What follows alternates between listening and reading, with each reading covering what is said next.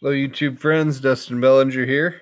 And, I thought it was a good time to do kind of a recap. I've shown these before, but I'm going to show my Clemente basic set run.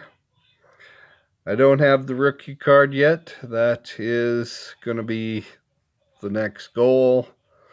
Going to have to start budgeting for that, and I'll end up spending more on that card than any other card in my collection, so gonna take some time before I make that plunge, but gonna have to start working towards it now because I've got all the other of his basic card sets, which includes all the Topps cards and one Flair card. So I'll start here. We'll go work our way from the beginning. 1956 Topps. This is an SGC. And I'm going to crack this out and send it off to PSA to be able to add it to the registry. I don't crack much out. Actually, I've never cracked anything out of a holder before, but I'm going to do it in this case. So I'll be cracking this one out, and then one other one that I'll show you here as we go along. So there's 56. 1957. At the time, this was the most I'd ever spent on a card. Ended up being a little under 80 bucks, I think. I'm going to purchase that one. There's 57 Topps. 1958 Topps. It's a sharp looking card, but pretty badly off center.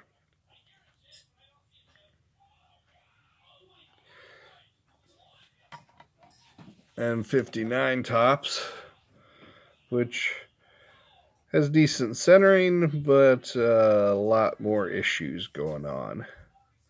Got that bad abrasion there on his face, unfortunately. And as you can tell, I'm not a condition sensitive guy. I just want to be able to own an example of the card. And when you work on a smaller budget, you just got to make sacrifices sometimes on the eye appeal and condition. Still try and get, the best I can, but at times it's like, oh, I'd rather have it and, work on picking up something else than spend a long time looking for, the best possible card at that condition and price. And it's just, I'm just not overly patient, so you can sometimes tell on that. It's like, oh, maybe I could have gotten better if I'd waited a little longer, but this was what was available. So this here's a 1960. It's like I'd been trying to pick up one off eBay. Then all of a sudden I saw this pop up in one of my Facebook groups, and I was like, sold. It's like a guy had it up for 10 minutes or whatever, and I was on it. So there's the 1960. This is a 1961. I have a raw copy of this, but it's been in a scrapbook or something, and got lots of paper stuck to the back of it. And 1962. Oops. Another one here that ponied up and paid a little bit more than I normally do. It just kind of worked out, though. It showed up at a time, and I was like, oh, okay, I'm going to go after that one. Oh, yes, bring in your dinosaurs. Hi, Zach.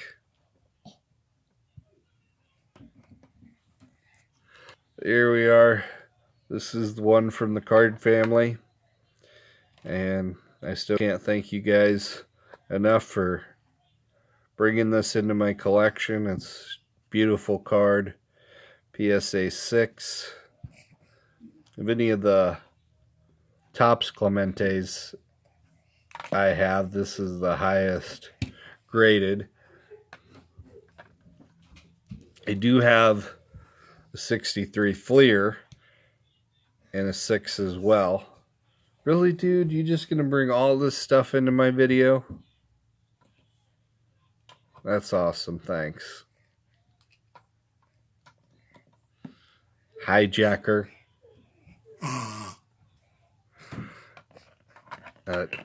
This is the only non-Topps card in his basic card run.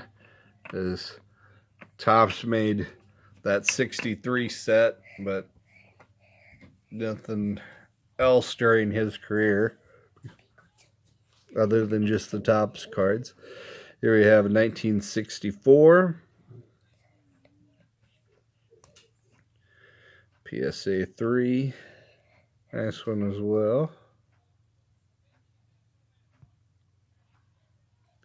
Corners are pretty rough on this one, but beyond that, I think it looks pretty good for a 3. Don't fall down. Well, dang it, if you're the one hijacking my video. Got it. Thanks a lot. 1966 Topps. Or, sorry, 65 Topps. Sorry, I distracted there. And this was the very first Clemente that I ever acquired. PSA 3. I think I spent around $30, $35 for this a couple years ago now.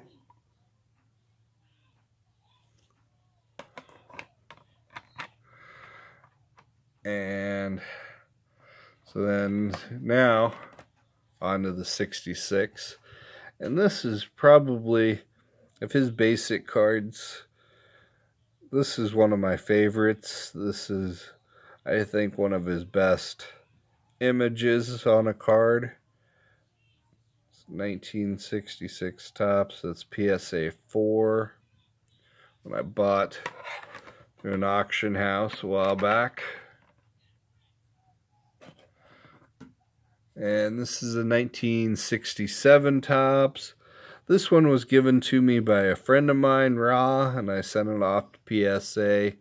Fortunately, you know, it looks a lot nicer than the grade of a 2, but you can see right in there, if the angle, it's got a pretty significant wrinkle that runs right through it. And that just hammered the grade on this, but I don't really mind so much on the grade because it's a good friend of mine who gave this to me. He's not on YouTube, but really awesome guy. Sent me this in a 68 Topps All-Star of Clemente for my collection, and I ended up getting both of those graded. It's like, I'm sure he never would have graded those, but, you know, based on those conditions, but I sure did. And this is one I bought raw from eBay, and I submitted it to PSA myself. It only got a 2. I thought it should do a little better than that. I mean, I still think that seems significantly harsh. Trying to find, you know, it should have a crease or a wrinkle similar to the 67, you know, to warrant that grade, and I just don't see it. So I don't know. Somehow I got the 2 on that, and I just, maybe right there. But I don't think so. I don't know. I really think that one should have been a bit of a higher grade. Hey, dude, don't be sticking your hands in there. It's bad enough you hijacked it with all your toys. They're not dirty. Your hands aren't dirty? Well, they still block the screen. Here we go, 1969 Topps. Trying to get a better focus. PSA 4. Very nicely centered. It's a little bit more to the left to right. I guess not so great, but I still like that one. That's another one that one of my favorite for his card images, right up there at the top. And 1970. Got this one actually in a lot. You know, like a 4-card lot. It's like, I got this. I got Willie Mays, Tom Seaver, and an Ernie Banks. And I got them all for at a really great price. I was really pleased to. I got them, I want to say less than like $40. And, you know, they weren't all great grades. They were all in that 4 or 5 range. And the Banks had a miscut, but it was still, I thought it was a heck of a deal. I was just happy just to get this card.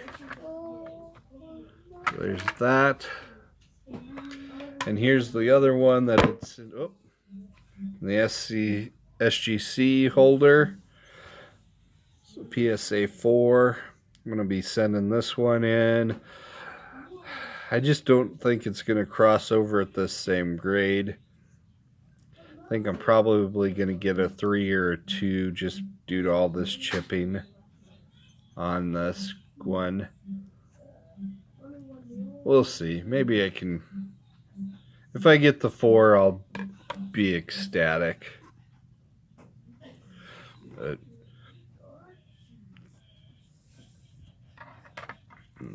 that's another great image of his. This one might be one of the best images that he had on a card. It's 1972.